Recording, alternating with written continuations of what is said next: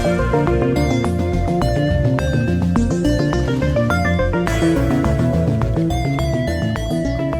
to the Assist Podcast. I'm your host, Zach Schwartz, and joining me today is a very special, talented individual who actually designed our own music customization for free.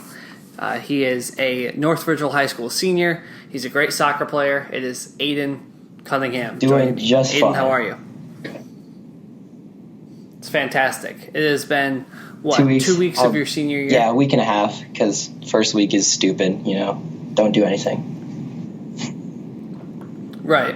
So how many days do you have left? Are you counting down yet? We have, or are you still trying to enjoy 162 left. Yes. Here's the exact number. Bianca told us on, the third day, we were like, you guys have 167 days left, and I've been counting down since. I'm excited to graduate. Wow.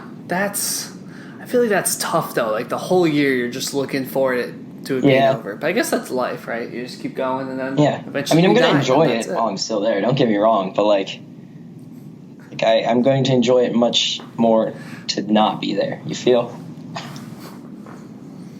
No, definitely. I as a college student, I definitely agree with that.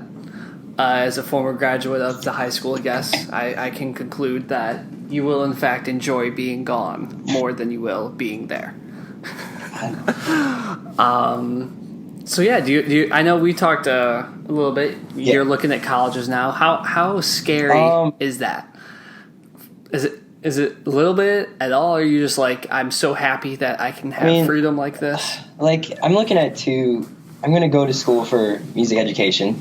So for me, the scary part isn't making it into the school and getting accepted. It's more not choking at my audition and then making it into the conservatory. Because that's I've never been the greatest at auditions, and that's a very high pressure audition. If you don't make it in there, you just don't get to do the program you want to do, and that's kind of scary. But other than that, I'm kind of excited to get out of the house. But it's funny to say that because one of my options is BW, which is exactly 20 minutes away from where I live. So I'm getting out of the house, but also not getting out too far. Yeah, so you, as a STEM major, I am dumb in the arts sector. For some reason, we don't focus on this kind of stuff more. And I think it's really fascinating to hear people that talk about it and they're really talented in it. So you talk about, doing auditions and stuff like that. Obviously, I know what an audition is. Yeah. But in terms of for just most kids, you apply to college, you get in, that's it. And for some people I know, nursing, for instance, you have to apply 2 years in. Do you do your audition before your freshman year or later on in your career or in your years? How does that work? In order to make it into you have to audition as a senior in high school. I know the first audition dates for BW at least are in November. My teacher's trying to push me to be ready for then, but I think I can do it if I dedicate myself to it, but that's a lot of work, and I'm ready to do it. Yeah, for sure. But it's just I have to learn. Okay. There's conservatory requirements, so every conservatory has different pieces they want you to play before they let you in. For BW, I have to play a concerto by one of 4 old composers, a sonata by one of 4 old composers, 2 studies by one of 4 old composers, and then orchestral arrangements or orchestral excerpts. I have no clue what that last thing means, so we're going to find that out eventually. We'll figure that out as we go. But so I have to base, and concertos and sonatas are both basically 3 pieces in one. So if we're doing some math here, I have to learn 8 plus orchestral pieces of music. Yeah, that's a lot. On top of doing all your regular stuff for senior year, you're not just sitting there, doing plus nothing right now either. Going on too, so right. So you mentioned the conservatory, and obviously this is I mean, just context clues. It sounds like a really important place. What is it exactly? I haven't heard that phrase Think before like until College 5 of minutes ago. Music, but more prestigious. Okay. Got That's it. where all the Okay. cool music All kids right. go Thank to. you for that definition.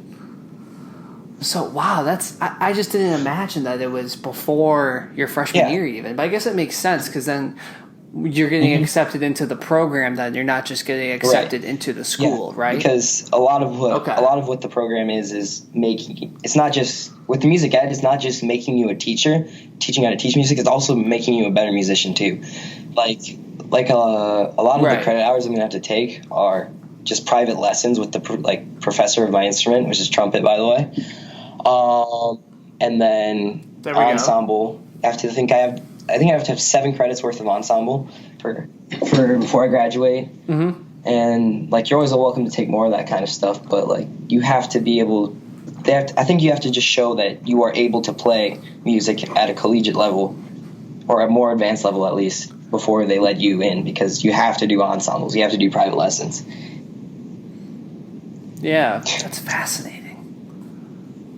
I genuinely find this kind of stuff like what you want to do, and I talk with Katie, and she's obviously, you guys are close, so I don't need to explain to you just our stuff. Like I know last night we're all sitting around with my grandparents. We're for my grandparents right now, and with the she's just doodling on her notebook, whatever, because she's like, my notebook, her anthropology notebook was to blank, and I was just looking at it, and I was like, hey, Dana Papa, look at this thing. And it's just like, they're all like, wow. And Katie's like, it's just a doodle. I'm like, yeah, but like, this is better than anything I could ever construct. And like, if you gave me a limited time. So I just think like, I feel like a lot of, especially in my field in general, is guilty of this. Is all just like, oh, it's art. That's just something you do on the side, or music. Like, it's just something you listen to. But like, when you're really in depth with it and know what you're doing and are able to create this things really out of nothing, because my brain doesn't work like that. It's just like, I mean, I think I told my nana yesterday, I'm like, yeah, Katie's the real deal for art. Like, obviously you're the real deal for music. Like, it's a kind of thing where it's just like, you guys just have that gene or whatever where you're just like, it clicks like that. And like, cause I remember for just this, like just an example for people like this, for this podcast, I know it's relatively low stakes, but I'm just like, I gave you like 2 like things cause I didn't know what I wanted. And you're like, you whipped it up within the day and you're like, does this work? And it was perfect. And I was like, I think the parameters you gave me exactly were not like anything with your previous podcast and kind of lighthearted and fun. Mm-hmm. That's about it. Yeah, which is like, if you gave me that, I'm like, okay, this guy is just crazy. Yeah. I mean, the process in doing it is, I mean, I don't know how I explain what I do. Like I'll just get in a groove, and then I'll just, like, I have like a keyboard and everything. And I'll just screw around on the keyboard and I play some chords that sound good, and I'm like, oh, that sounds nice. I usually get like some like sparkly synth or whatever, and then throw some bass, percussion on it. And then from there, just putting effects and like constructing like an actual song out of it. Like, that's basically what you do. You just start from somewhere and then you develop it. And you got like all these all this music theory behind it. Like, oh, the dominant 7th goes to the tonic or whatever. You can throw all that crap on there, but like, okay, you can do really whatever you want. It doesn't really matter as long as it sounds good. Yeah, it just seems like it's really like a big, expression of what's going on. Right. And I think that's like a big thing. You look at music, obviously, expression of times, expression of moods, and it's just like, I cannot convey that, but like but you can. Like, that's kind of like I think it's just really cool. So props to you for being really cool with that, because I just think that's great. So, studying music education, I know a lot of people will ask you that and just be like, that's cool, and then move on. What does that? Where does that lead into? I know obviously you still may not have it all figured out, but what generally does that kind of look usually, like? Usually, if you go from a good school and you are a good candidate for music, like you're a good music student and good teaching candidate, you'll generally go for like a school job, like band director, choir director, like general music teacher at an elementary school. And then that's usually where you start out, at least. And then you can either stay there if that's really what you want, if that's really where you enjoy, which is what a lot of people do. That's the end goal for a lot of people, is just to end up like at a high school and just stay there, direct a band for like 40 years, and then retire happy. A lot of other things you can do, you can teach private lessons, but then again, anyone with a music degree can do that. But music ed students can probably do it better. Okay. Can't vouch for that yet, but I feel like I'll know in time. Right, for sure. You can also to try to get a go work at a university one day, get you like a doctorate, like PhD. Yeah, you can get a PhD. Yeah, become a professor at some fancy conservatory. It's just a big cycle. Like everyone's trying to go to the same place. Everyone's generally in the same place, from my understanding at least. Okay. Like, so PhD research, that'd be like what, looking into music affecting culture and stuff like that? And I mean, I guess you could go more science with it too. You know, I don't know what you would even do with it. Like, there's a lot of theory stuff that you could study, like the theory of jazz music in this time period and how it developed into where it is today, or how like these musical ideas and traditions from other cultures are interacting in like fusion, like stuff like that. Yeah, because I know like there's you can see it. I mean, with the big generations too. You know that the music really changes, and of course there's some cross generation. Like my dad, for instance. You know my dad. Many people listening to this probably do too. He loves Migos. He's this 52-year-old man that'll just bump Migos in his Jeep and will just sing along everything, and I'm just like, wow, okay. Or he loves to text me a trap song and be like, this is a banger, and I'm like, Dad, that song was number 1 2 weeks ago. He likes Post Malone too, but other than that, I would say it's a lot of you kind of stick to your own music that you grew up with, and then it's ingrained in that kind of society. Oh yeah. Which is kind of cool. So yes, you mentioned you're a soccer player too. Yes. Don't have to talk about the specifics of the season, but it's still going well. 3-2 at right now, which I mean, I think we should be 4-1, but yeah, just had a bad game against a team we should have beat, and it was a frustrating time. We had a very fun practice after that. But yeah, I think we're heading in the direction that we need to go. Good. Yeah. So you came into the program when I was a senior, right? So you've had 4 years of Coach George. You're the first class that's gone through all the way. I That's agree. Crazy. Like I remember looking at it as a freshman and then just thinking like, wow, like this is so cool, because it wasn't like anything I had experienced before. And then the next year I was like, okay, this is getting even better. Like in terms of, like, no shade to you, but like you guys had so much Tinsley left in you that like you had a lot of old habits, and it just 100% reflected in the season, you know. But like the immediate season after, it just was a massive change, and then it got like the record didn't improve drastically my third year.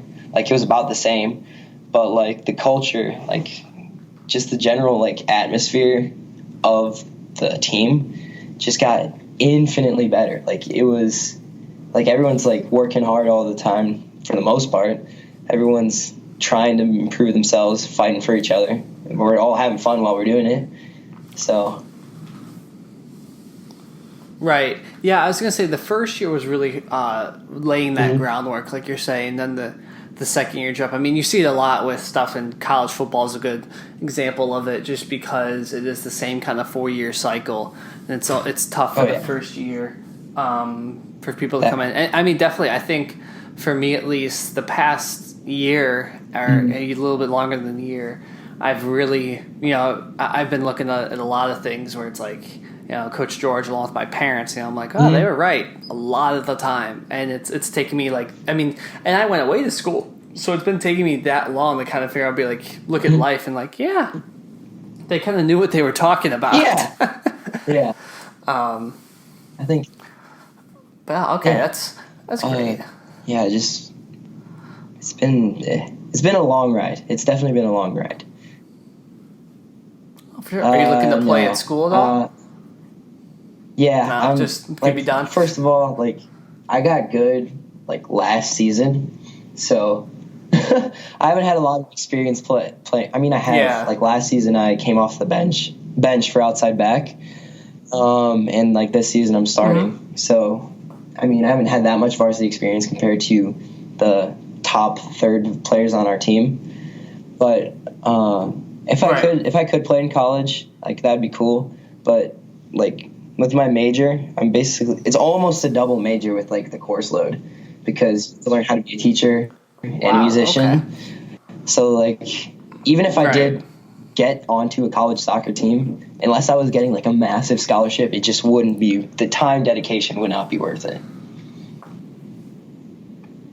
Right. Yeah. I mean, I know how it feels outside back. It's absolutely the way he wants us to play this year. It's just absolutely the most brutal position, like to play, because he just wants you running up and down the line the entire game. Yeah, I was gonna say I only saw your guys' one preseason game before I left. I could tell that's what he's really been pushing. That I mean, and that's the type of outside back I love to play, is the Danny Alves type. But you're right, it's like, exhausting. Yeah. The good thing with that, though, is once you play IMs, if you don't play, on the team, you can play intramurals, and you can play striker, and then you beat everybody. That's what I did last year. I had like 12 goals in 6 games. It's so fun. You gotta relive your glory days. It's just soft kids. I mean, I never scored though, so I just they're like, oh, you can kick a ball straight. You're up front. I'm like, perfect. Just kick me the ball, and I'll go run after it. That's exactly how it works. I can't wait. No, and we don't play competitive. That's the other thing. There's a lot of you'll see fraternities playing, and they get really into it, and they have jerseys and everything, and it's like, it's too much. Too much.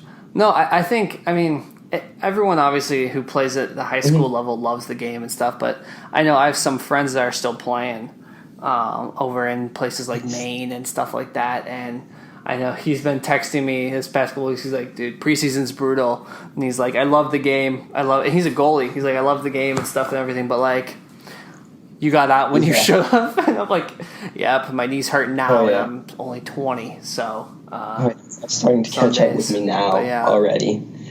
I've been fine my first 3 years. And then all of a sudden senior year hits. And, like I've never twisted an ankle before this season. Like I got an ankle brace specifically because I twisted my ankle, and it was just it's a real experience, especially for someone who's never been out. Well, yeah, I'm glad you're getting those early, because I fractured my right growth plate in my ankle. It's only a 3-week injury. It was my sophomore year, I think, club season sophomore year. So sophomore year, spring year. And, I was like, okay, that's been my only injury, only time I ever missed. And then last spring in IMs, we're in the playoffs, and this guy followed through on the shot completely, if you're, how you turn your leg to block a shot, so ball went off the inside of my foot. He stomped straight on my ankle, put me to the ground. I thought I snapped my ankle, but it was just a grade 1 or 2 sprain, so I tore my ligaments. And I was I couldn't walk for 6 weeks. I was riding a scooter around campus. And it's like a same ankle though. So now for the alumni game, I wore a brace, not a super heavy brace, but like a nice sock underneath my regular socks, because I just can't. I have a graw ankle. I have a graw. Some people don't know. We have the lovely 3 graw boys in North Ridgeville. That's just every injury on the book. One of them's gotten. So. Maddie's been holding up the best out of the 3 so far. Oh yeah, I know. I mean, he's already up there. He's starting now. He looked really clean. I said Michael on here last week, and that was fun. But no, it's crazy, and I mean, it's just this kind of stuff, and then you get into all this overuse injuries and all that stuff. I mean, at least it's not as bad as football. My parents held me out of football, so I got run over at the age of 11. Had a concussion. I'm dead serious. Looked up a bit woozy. My dad's like, "Yep, we're done. Sounds about right. No more football." But yeah, so that's crazy. Yeah. So if you heard it, you kept mentioning it. So I'm glad you know. You heard about this hurricane coming in. Like, just living up here for pretty much all my life, or at least in the north. That's not something that I think about having to deal with regularly. So, like, what do you even... Like, it seems like for the most part, you were going about your life pretty regularly. Like, what's up with that? Yeah, so the thing is now, we have such great technology, you can track these all the way through. So we knew it was coming. I mean, it was Tropical Storm Dorian. We're like, it might come hit us. Who knows? And once it went north of Puerto Rico, we're like, we're pretty sure it hit us. It's going to hit us. And then we're recording this Sunday, so it still doesn't hit. I mean, we have school off. UCF, we just got canceled for what? Katie's here, yeah. We got canceled for Wednesday, too. So we're canceled Tuesday, Wednesday right now. This will come out Monday, so this is still relevant. This could be the last episode of this if I die. I'm just saying. If we get hit by this Category 5. So now it's Category 5. That's the other thing. But like we were saying, so because we almost did this on Thursday. We were texting about it, but we went to the football game instead. So, I know my mom texted me, I think it was Wednesday or whatever, or maybe it was Thursday morning. She's like, you got your bottle of water, you got your gas and everything, you ready to go? I'm like, no, I'm going to tailgate. What are you talking about? I'm like, there's a football game, and then it's my friend's birthday party tomorrow, so we're going to that too. Friday night. And there ended up not being a party. It ended up getting a little... a lot of people did leave, so we didn't end up doing the party. But we stayed there Friday night, because it's like, you know when it's coming, and then the first thing that goes is water and gas and bread. So I had that, and then it's like, all right, cool, let's go get some ice for tailgate, let's have fun. Yeah. And then, and so, and the other thing is they keep pushing it back, because originally it was going to hit like Monday, and then Tuesday, and now I think it's going to hit Wednesday. So, and the thing is also the cones, like the path, it changes so much. So now Georgia's supposed to get hit too, which is crazy. So it's right now, my friend Mate, who was on here last week, he calls it Hurricane Dorito. So Hurricane Dorito is a Category 5, and it's coming on a couple days. So that's why we're at my grandparents'. All right. Right now. I was here for Irma. It's crazy. 2 years ago, for Irma, 12 hours before it was a Category 4, I believe. We were supposed to take a direct hit from the south. Orlando was, and then it shifted left, and Tampa got crushed. I watched Monday Night Football with my papa, and nothing happened. Literally, no power out, nothing. And we ended up getting 8 days of school off because people in Tampa flooded, and they couldn't get out of their garages to get back to class or anything. So I was like, so you guys want to go out to dinner or something? Like, I don't have anything to do. Because Orlando's fine. So, and generally, since Orlando's so central, it's okay. It's Jacksonville. Obviously, the Keys usually get crushed. I think they're missing it this time, but I think West Palm is the one that might be in a little bit of danger this time. No, the attitude down here is pretty crazy towards them, because they're like, I've been through like one every other year, and it's like, okay, it's just more of a mild inconvenience, I guess.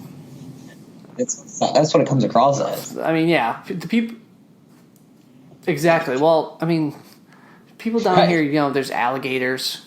Like, I mean, people live with alligators. Yeah, it's just what it's fine. Do you know where the most alligators are found down here that I've noticed in Orlando? Retirement communities. That's not concerning at all. Explain to me why putting alligators in retirement communities makes any sense. I want to hear that from the governor. I mean, if you think about it,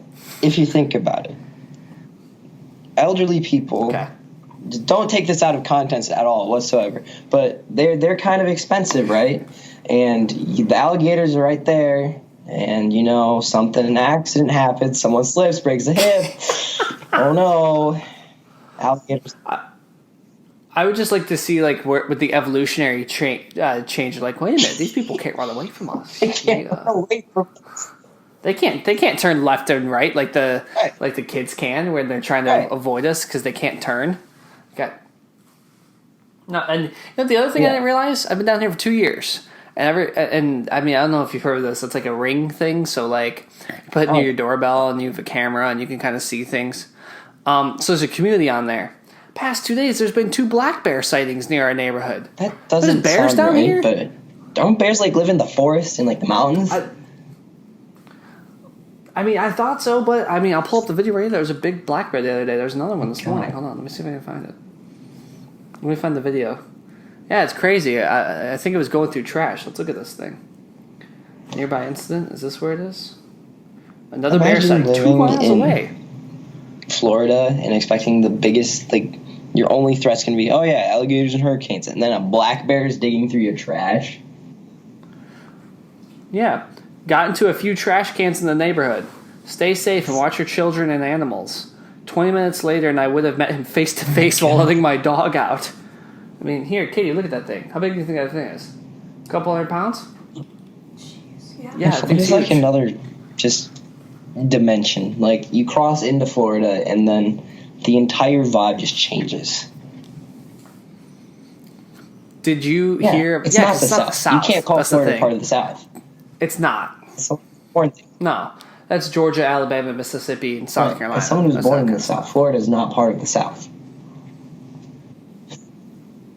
Yeah. yeah. Yeah, that's right. You were born in Texas. So it's a great.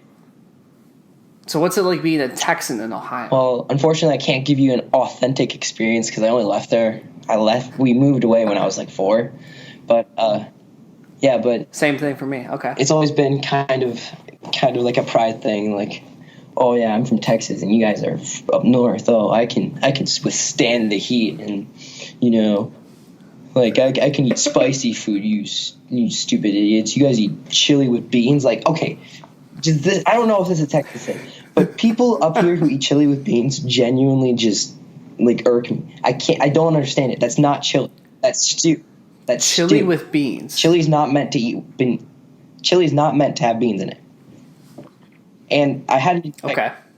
Right. I'm not a big bean person, Right. so I'm not opposed to but like this. I think it was my sophomore year. There was a solid like week during at lunch where the only thing like we would argue about is chili with does it have beans or not? Because I think like it was like lunch one day, and then I was like, oh, that's not chili. It has beans in it. And everyone's like, what the hell are you on? And I'm like, I know how to make chili right. You don't put beans in it. And then they keep looking up pictures of chili with beans in it. And I'm like, you guys don't understand. It's just wrong. And like people up north, they put like Skyline chili is just an atrocity to chili everywhere. Like, Isn't Skyline chili big around it's so Cincinnati? big. Like, yeah, in Cincinnati especially. Like, they put chili on spaghetti. Like, that's not. If you're putting it on spaghetti, it's not chili. Like, I don't get what. It's not that complicated. You're just not. You're just wrong. I didn't know chili was one of your pet peeves. This is kind of funny. I like this. I didn't know this. I don't know the difference between chili or stew. I'm not really a big. I'm not a big kitchen person. Katie, does chili have beans on it? No, not Texas chili. Not Texas Aidan? chili. Which is She can't hear you, Aiden. But yeah, Aiden says you're completely wrong. He got mad at that. Aiden thinks. Okay, lasagna listen, is that's a sandwich, okay. So it's pizza and a hamburger. Wait, no. you think hold lasagna on, is a hold on. sandwich? This requires some explaining to do. So Okay, I'll relay his explanation. in lunch, so I've been I don't have enough time to go home from religious anymore because they screwed over schedules. So I just hang out in the band room during my lunchtime, and there's a bunch of other band kids there. And the first day I walked in there, they asked me a question: is a hot dog a sandwich? So naturally, what we did is we took it to a very, very, very extreme level, and we started to come up with like a sandwich type taxonomy. So we came up with a general umbrella definition of a sandwich, and then below that we had subcategories. And I don't remember what we defined lasagna as at the time, but like this like in our like rough draft that I ended up posting on my Insta story, and then like asking people to just argue with me about. Like I think lasagna might have been classified as under like generic sandwich. Because we defined Generic sandwich as okay. bread with edible contents. And later we decided that if you have to eat it with a fork, it's not a sandwich. So lasagna is not a sandwich. So we changed our mind. Okay, so here's what he said. Yeah, he said that originally they defined it as bread. If it's bread with content, that's a sandwich. But he said if you have to eat it with a fork, it's not. So there's an exception. But it is. So lasagna is not a sandwich. He had a big board of what was a sandwich and what wasn't. Yeah, it's called a Pop-tarts in taxonomy. there. We have a whole Google class. He had pizza as an open-faced sandwich, and I just don't understand why such an educated man would have such You see, ridiculous here's the thing. ideas. We got a little carried away. And by a little carried away, I mean we have a Google Classroom now where we learn about sandwich theory. It's called AP Sandwich Theory. We have a Google Classroom. We have developed multiple theories about what is and isn't a sandwich. It's gotten kind of out of hand to the point where people are genuinely taking it seriously now, and it's not a joke. And it's So, what are there any other opinions that would be pizza is a sandwich. It's an open-faced sandwich. Pizza is an open-faced sandwich. Is a sandwich Because it is bread with edible contents on top. So basically, what you're saying is, yeah. No, hold on, I'm just trying to understand. So that's analogous, analogize, whatever. To if you have a peanut butter jelly sandwich, but if you just have one piece of bread and have peanut butter on top of it, it's an open-faced sandwich too. But yes, open-faced sandwich. Open-faced sandwich. I can get behind that actually. That's right. As long as you're consistent. That's the thing. So if you have a hamburger, one hamburger bun, and then a hamburger piece of meat. That's an open-faced sandwich. I wouldn't eat it like that, but if you want to call it that, go.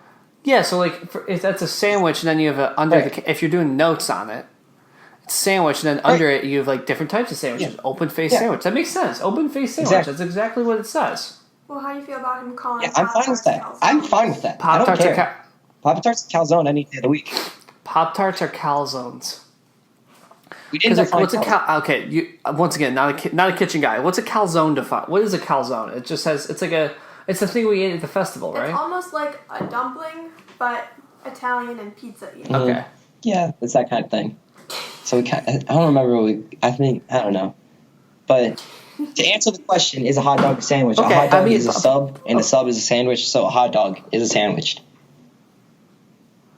So a hot dog is a sandwich via the way, because a sub's a sandwich. He's right. A sub's a sandwich. Because it depends. If you have it just on its regular, the way you eat the hot dog, but if you turn it sideways, it's in between two buns. It's a sandwich. Exactly. Yeah, he's right.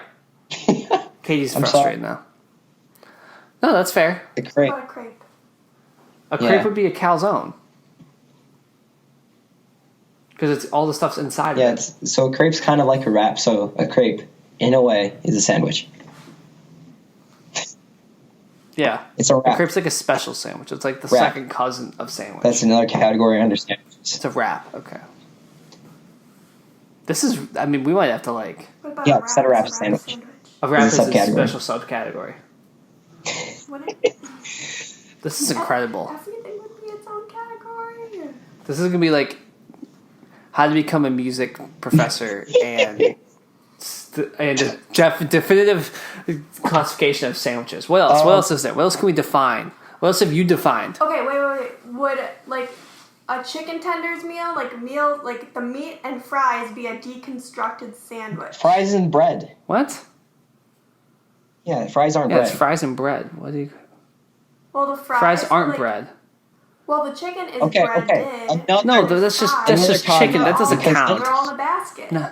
What about a burrito? Hold on, he's giving the other caveat. He's giving the other rule. So the bread has to be one connected. It can't be many pieces. So pasta, That's just like spaghetti would not be a sandwich because it's multiple pieces of bread, and like breaded, like things that are breaded, like with breadcrumbs, are not a sandwich because it's broken up. Yeah. Okay, it has to be one piece of bread. So like a piece of bread. It can't be like breadcrumbs or like pasta is not because it's individual pieces of bread. It doesn't count. Yeah. There you go. So, what is there any other controversial food that you're like? Actually, this fits our criteria. Tacos. Egg roll. Oh yeah. Yeah. Egg rolls. Egg rolls are sandwiches. No. Katie, I think you're taking this over here. I think. Oh, I got a special one. I got a special. I'm I got a special one. So, a special one. Lumpia is also a sandwich. Sorry, Kate. Oh, lumpia is a sandwich. I remember the name. He did. Yeah, just for people that don't know, Aidan and I are the only people in North Ridgeville that are both dating Filipino Irish girls. Because there's only 2 Filipino Irish girls in North Ridgeville. We got them. I have. It's very Have you tried good. lumpia? It's very good. I've tried chicken lumpia because I can't eat That's sad. Beef lumpia. Beef. Yeah, beef is like beef the normal lumpia? one. Sorry, I I'm guess pretty I sure. mixed up my beefs. Oh, okay. I like it though. What other Filipino food have you tried? I don't know what it's called, but Vanessa's mom makes this like it's like an egg roll kind of thing, but it's got like banana in it. It's like cooked banana, and it's absolutely one of the best like desserts that I've ever had. I don't know what it's called. Oh yeah, I don't know. I think I've had that before, but I don't know what Vanessa doesn't know what it is either. It's like it's called like banana thing. Oh, Vanessa doesn't know either. It's plantain. It's plantain. She's gonna kill me. But yes, plantain. It's so good. It's so good. Have you had your mom's purple sticky rice? Because I have. Her mom's. Sorry, not your mom. Her mom's purple sticky rice. I've had it. I've tried it before. I'm not the biggest fan.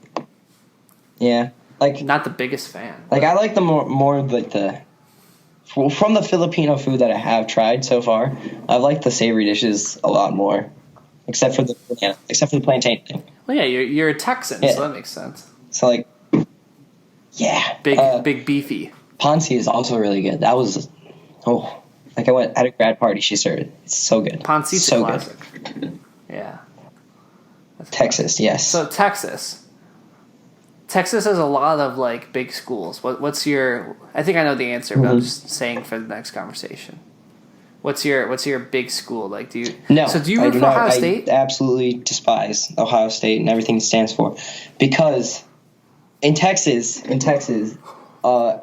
like there's like 6 big schools, like the 6 big college football schools, like Texas A&M. There's like. Let's see if I can get them ready. Yeah. I'm a big college football guy. Here we go. We got Texas, Texas A&M, Baylor. Yeah. Texas Tech. SMU. Okay. SMU. Yeah, you're right. They're in our conference. I should have got that one. And then there's Rice too. Doesn't count. Rice probably doesn't count. The big state schools. Yeah. Oh, TCU. So you got those, and generally people just go to those 6 schools primarily, or at least they go to school to get to that school eventually, and they ride or die for that college football team. Like there have been like heated debates in my family and name calling based on like colleges, because like my parents both went to Texas A&M, go Aggies, and like both my aunts I think went to TCU, not TCU, went to Texas University. My grandpa went to TCU. My other uncle and aunt went to Texas Tech, and like so there's like rivalry, like there's rivalry, like strict rivalry between schools. You don't give up your school, and you destroy the other schools. You always just rag on them, like I don't even know. It's so different up here, because you go to like Ohio University, you root for Ohio State. You go to Cincinnati, you root for Ohio State. You go to like whatever Cleveland State, you root for Ohio State. Everyone roots for Ohio State, and it's just so surreal. Yep. Like I don't get it, and I go down there and I'm like, this is how it's supposed to be. It's just fun. Yeah, for sure. That's why it's that's crazy to me. It's a good point. You think about that, and that's why I hate that. I don't know how big of a college football fan you are, like year to year. Like that's why Texas A&M leaving the Big 12 for the SEC a couple years ago was so sad. I was like, really? Because it ruined the entire like TU rivalry. Like they used to build a bonfire. I know. Like you don't understand. They used to build a bonfire, like 9-story high bonfire before every TU game. Like my dad, like it's a big tradition there. Like to the point where my dad like has a bottle full of like the ashes of his first bonfire. Like it takes like months to prepare or used to. Like they do it a lot smaller because like it got so big that kids like it was too dangerous. Like kids started like dying for this bonfire. Oh yeah, that is really cool. Yeah, and you know I'm 100% with you on the Ohio State thing because I was raised a Michigan fan. Go Blue, maize and blue. So I'm just happy UCF is really good too. That's great. Yeah. So, yeah, I'm a big college football. Most of my understanding of college football comes from my dad, and I hate to break it to you, he's not a big fan of UCF or the fan base. Because do you know why? won, like you guys had a perfect record, and he's like, and you're like, oh, bring us Alabama. Mm-hmm. And because of that, he's like, yeah, you guys couldn't beat Alabama if you tried. If you guys played in a real conference, you guys would get smacked. So here's my thing with all that. When that happened. Ready. Yeah. Because we were really obnoxious. Which, as you know, is my strong suit. And going into that, we played Auburn in the bowl game. So... And just for people who said we couldn't beat Alabama that year, we ended up beating Auburn, and Auburn ended up beating Alabama. By the transitive property. I'm not saying we would have beat. I'm not saying we would have beaten Alabama, but it's not that crazy. The other thing is, in terms of lasting a full conference year in the SEC, no shit, we wouldn't do that. Half the teams in the SEC don't do that. You think like Missouri or Vanderbilt or like Texas A&M, like you're saying. Texas A&M is a top 12 team, and they have to play like 5 ranked teams this year. Like that it just doesn't happen. Only Alabama has 80 guys that were like, yep, they could play anywhere else. That's it. And Georgia now. So like, first off, that whole point is like, you wouldn't go undefeated in the conference, like a big tougher conference. Yeah, two teams do it every year. Okay, so shut your mouth there. Right. Not you, just people. Yeah. The 10 people that are listening to this still. Second point. That year, I remember Kyle Baker had asked me, he's like, do you really think you can beat Auburn? Because I told my one gambling cousin to bet on UCF. And I'm like, yeah. I'm like, watching us play, our offense is SEC fast. And we are. Like, we are that quick, and we have developed a system to where we are so fast on offense, that people just can't stop us. Defense, a little suspect, and that showed last year when we got beat by LSU for our only loss the past 2 years. But offense, no, we're legitimately fast. So what I want to do is because we're in the American Conference right now, and if you don't know what that is, it's because it's not a good conference. And we've won it the past 2 years. The only good teams in there are us, Memphis, and Houston. So I want us and Houston to go to the Big 12 because, very confusing. I know I've tried talking to Katie about this. Like, the Big 12 has 10 teams. 14? And the Big 10 is 14 teams. Jeez. 14 now, yeah. So I'm like, I want us to go to the Big 12, get the higher revenue, build a bigger stadium, and then we'll compete at like a 9, kind of like what TCU does now, at like a legit level, and that's it. That's what I want. Yeah, probably not. But that won't happen. And we'll just keep dominating like SMU and Eastern Carolina. All right, there's my 3-minute UCF rant. There we go. Go Knights. We're going 12-0 this year, though. Yeah. We're going to win the conference again this year. Cincinnati's good, though, this year. So J.J. Conklin goes to school there, and he's been already talking crap to me. Like, we beat you 35-6 last year. Oh, boy. But, no. Oh, well, okay. Yes. College football segment over. I don't even know anything about college football. What's up with this? Yeah, I live and breathe it. I can tell. I can see, yeah. It's pretty obvious once you meet me. Ever since Tim Tebow, 2010, I was like, I'm aware that means I was like 9 or 10. But like, I mean it. Since then, like, I've been a big fan. But yeah, so we'll wrap up with a couple deep life questions. Oh boy, here. deep life I'm questions. just going to come up on the spot. What is the biggest thing you want to get out of your senior year? Probably not, but because everyone's like last year in North Ridgeville, Right. and they come back all the time. But like being kind of from the small town suburb of Ohio, what's like the last thing you want, or one of the few things you want to get out of this year? That is definitely a deep life question. I would just like to enjoy everything about it, because like in the past, like my freshman year, like my classes were pretty easy and all right, but like I didn't hang out with a lot of people, and like soccer was just brutal because I was not very good. I was not prepared for high school soccer. And then like every year there was something different that was just kind of like crappy. But like this year, I would kind of like to not have anything crappy, and I'd also like for our band to go to states and get a 1. That'd be kind of sick. But yeah, that's probably what. That would definitely I'd be like awesome. to enjoy myself mostly. That's good. That's good. I find myself that I like coming back more and more as I get Right. I spend more time away, which is fun. Yeah. That's great. Well, Aidan, this was a lot of fun. For We'll sure, do this for again sure. soon. Thank you for making the music, making this podcast possible. No problem. By making music for it. Thank you for the interview. Take care. I'll try my Do have best. fun this year. Enjoy it. Thank you for listening to the Assist Podcast. If you like the show, go drop a 5-star rating. That really helps us keep the show going.